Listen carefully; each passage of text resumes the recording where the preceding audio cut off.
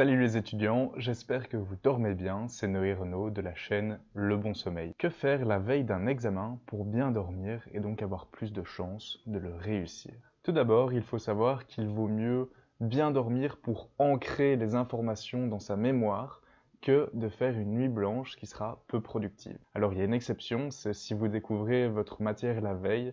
Dans ce cas, je vous conseille plus d'étudier jusqu'au finish et je vous souhaite bonne chance. Si vous n'êtes pas dans ce cas-là, et je vous le souhaite, je vous conseille vraiment, mais vraiment, d'arrêter de boire des boissons caféinées après 14 heures. Parce que dans le cas contraire, vous allez ruiner vos efforts de la journée en ayant une moins bonne mémorisation pendant la nuit. Donc ça veut dire pas de café, pas de coca, pas de boissons énergisantes et pas de thé. Et aussi éviter le chocolat, car on retrouve quand même pas mal de caféine dedans, surtout le chocolat noir. D'ailleurs, dites-moi en commentaire si vous avez l'habitude de boire des boissons énergisantes, parce que j'en ferai peut-être une vidéo plus tard. Si vous êtes accro à la caféine, il se peut que durant la journée, vous vous sentiez un petit peu fatigué.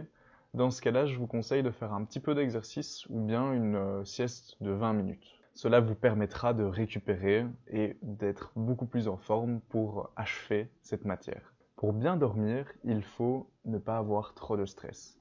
Et pour le faire chuter, premièrement, je vous conseille de relativiser. Dites-vous que vous avez fait ce que vous pouviez et que c'est pas aujourd'hui la veille de l'examen que vous sauriez changer les choses. Une autre méthode pour faire baisser son stress, c'est faire de la cohérence cardiaque.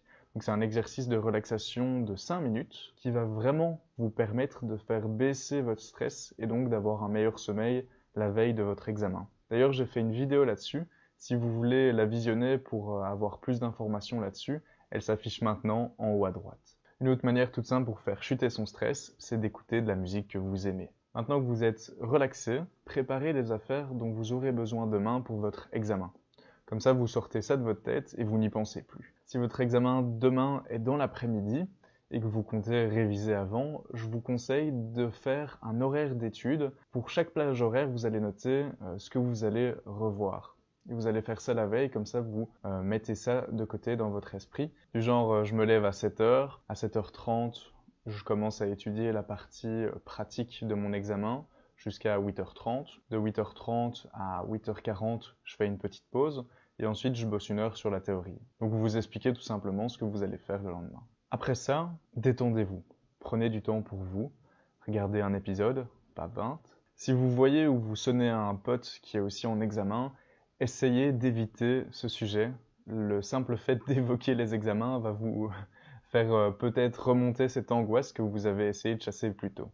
Ensuite, programmez votre réveil, mettez-en 2 si ça peut vous rassurer. Attention, faites gaffe de ne pas prendre une douche chaude avant de vous coucher, parce que quand on s'endort, le corps descend un petit peu sa température, et le fait de prendre une douche chaude sera contre-productif. Par contre, ce que vous pouvez faire avant d'aller dormir, c'est de passer vos avant-bras sous de l'eau froide pendant 2 minutes. Vu que ces zones sont particulièrement bien irriguées, l'eau va refroidir le sang qui à son tour va refroidir votre corps et donc vous permettre d'aller dormir beaucoup plus rapidement. Le lendemain, juste avant votre examen, profitez-en pour refaire 5 minutes de cohérence cardiaque pour aborder cette épreuve avec calme et sérénité. Il y a toujours la vidéo au-dessus à droite si vous voulez en apprendre plus sur cette méthode incroyable. Et avec tout ça, je pense que ça devrait le faire. Laissez un pouce bleu si vous avez appris des choses durant cette vidéo et abonnez-vous si vous voulez plus de conseils sur l'optimisation du sommeil. Moi je vous dis courage, bonne merde et moi je retourne étudier.